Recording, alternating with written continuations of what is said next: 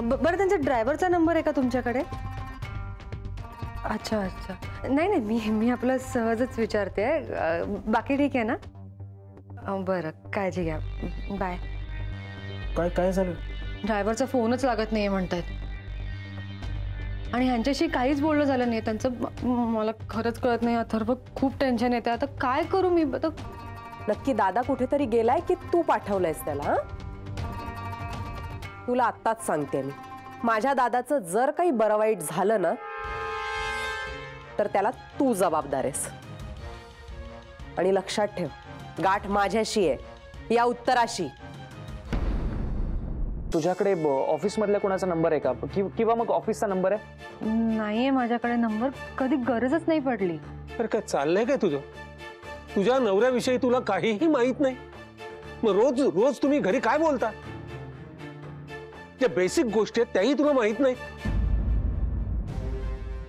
ताईच्या मागचे प्रॉब्लेम संपतच नाही येते. पाहिलं ना, मीराला माहित नाहीये काय. देवाशिष विषयी, त्यांच्या घराविषयी, बिझनेस विषयी काहीतरी माहित असायला हवं ना. पण एक गोष्ट लक्षात येते का तुझी? काय? त्या घरात मीराला अजूनही जे मिळायला हवं ते स्थान मिळालेलं नाही. आदित्य, खरंच नाही, मी नव्हता केला चहा. मीरा, निदान माझ्याशी तरी खोटं बोलू नकोस. मी तुला खूप नीट ओळखतो. नको मीरा, काहीच बोलू नकोस, नाहीतर मला कळेल की तू मधुराला सावरून घेतेस. आदित्य, खरंच नाही, मी नव्हता केला चहा. मीरा, निदान माझ्याशी तरी खोटं बोलू नकोस. मी तुला खूप नीट ओळखतो. नको मीरा, काहीच बोलू नकोस, नाहीतर मला कळेल की तू मधुराला सावरून घेतेस. कुठल्या विषयावर गप्पा कळत नाही ना, समोरच्याला कुठल्या विषयात गती आहे. आता कळलं साहित्यात गती, तर मग मी साहित्यावर बोलू शकते किंवा कसं असं कळत नाही मला. माझंही असं होतं बऱ्याच वेळेला, पण आज विषयांची कमतरता नाही आहे. माझ्याकडे विषय भरपूर आहेत. कुठल्याही विषयावर आपण गप्पा मारू शकतो. हो ना. मला तुमच्याशी एका महत्त्वाच्या विषयावर बोलायचं. कुठल्या? मीरा. ती 1 मिनिट आगाऊ आहे, ती तुला कळत नाहीये ते. ए, मला आगाऊ बोलू नको, तूच आगाऊ आहेस. दुर्वा, असं बोलतात का मोठ्यांशी? मग तू तिला पण सांग ना.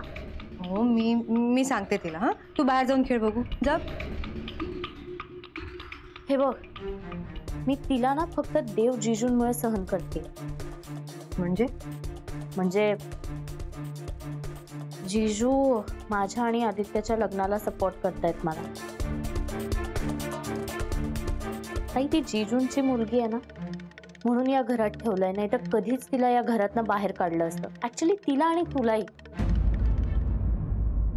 मी अथर्वशी सुद्धा बोललो. काय बोललो विचारणार नाहीस? काय फरक पडतो त्याने?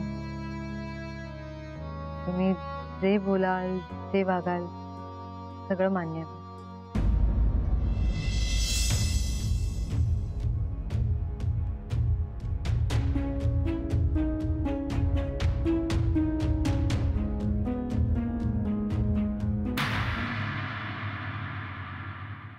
जमलं तर माफ कर मला. आय प्रॉमिस यू, कधी असा घाणेरडा वाईट नाही वागणार. म्हणजे मीराताईचं मी नाव काढलं म्हणून लगेच थांबवलंस, नाही तर मला थांबवलंही नसतंस. सोड ना, तू सांग ना, काय सांगणार होतीस? जिजू बहुतेक बोलवत होते तुला.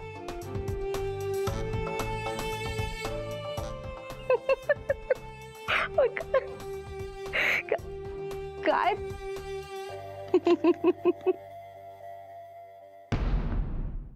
जिजू बहुतेक बोलवत होते तुला.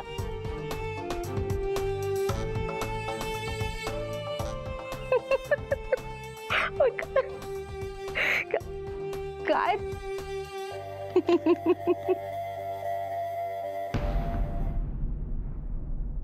तुझ्या सगळ्या शंका आता मिटल्यात की नाही? मग आता तू ही नवीन आयुष्य सुरू कर.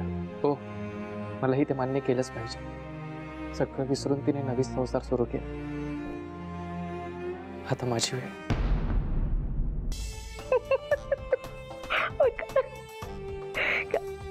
काय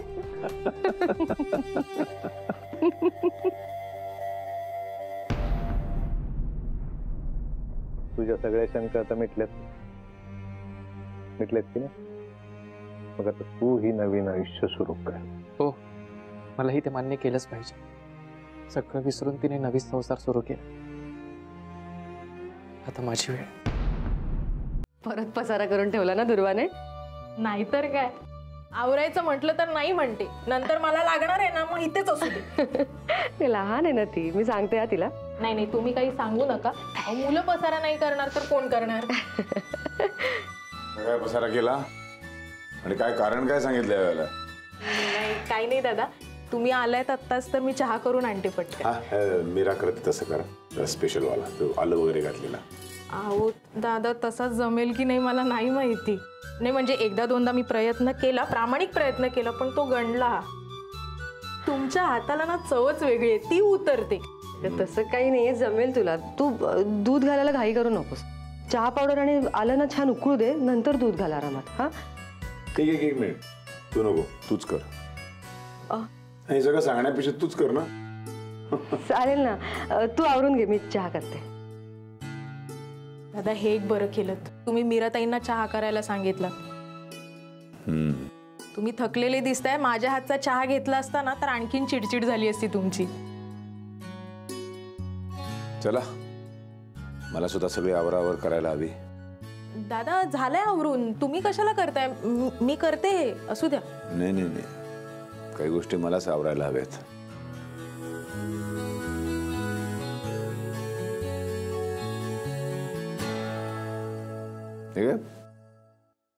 मीरेची मूर्ती मीराताईच्या खूप आवडीची आहे ही मूर्ती. खूप आवडते ही त्यांना. तासन तास बघत असतात या मूर्तीकडे. काल रात्री पण आल्या आणि या मूर्तीकडेच बघत बसल्या होत्या. तुम्ही दिली आहे ही मूर्ती दादा? नाही ग,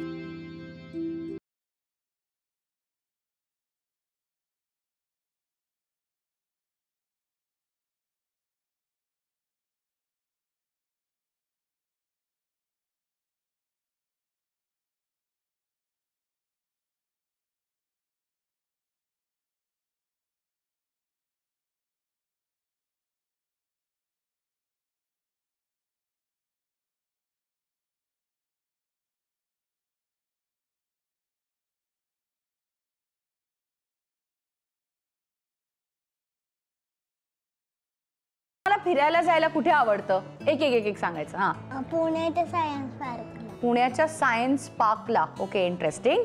राणीच्या बागात. राणीच्या बागेत. नाईस. कोण असतं ग राणीच्या बागेत? सगळे ॲनिमल्स असतात. राणी असते का?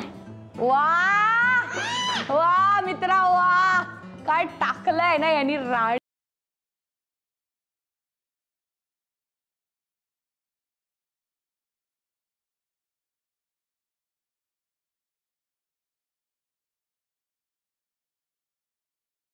ती मुलगी भेटली आणि तन्मय बदलला.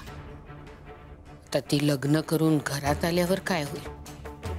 नाही, तन्मय बदलता कामा.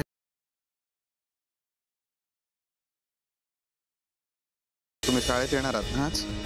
म्हणजे येणार असाल तर आपल्याला भेटता येईल. बरं, मी आज शाळेत जाऊ शकते का? तुला जायचं असेल तर जा की बाळा. नाही म्हणू, आज तू शाळेत जाऊ नकोस. अहो, शाळेत जाऊ नको का म्हणालात तुम्ही? मी असं का म्हणालो ते लवकरच कळेल तुला. बाबा जोपर्यंत आपल्या लग्नाला मनापासून होकार देत नाहीत तोपर्यंत मी लग्न नाही करू शकणार.